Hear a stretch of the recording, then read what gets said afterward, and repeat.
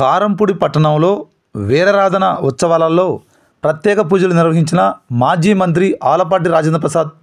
ఇక పూర్తి సమాచారం మేరకు పల్నాడు జిల్లా మాచర్ల నియోజకవర్గం కారంపూడి పట్టణంలో నేటి నుంచి జరుగుతున్న పల్నాటి వీరుల ఉత్సవాల సందర్భంగా స్థానిక వేర్ల అంకాలమ్మ తల్లి దేవాలయంలో ఎమ్మెల్యే జూలకంటి బ్రహ్మారెడ్డి, మాజీ మంత్రి ఆలపాటి రాజేంద్ర ప్రసాద్ శనివారం మధ్యాహ్నం 2 గంటల సమయంలో భాగంగా ప్రత్యేక పూజలు నిర్వహించారు.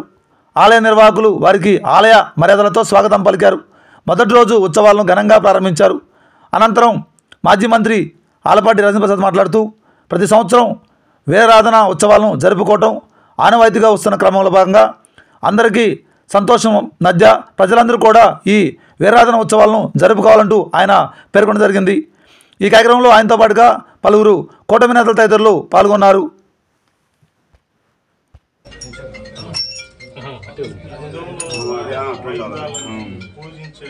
మన దేశంలో కారంపొడి తర్వాత ప్రపంచ దేశంలో రోమ్ అండి.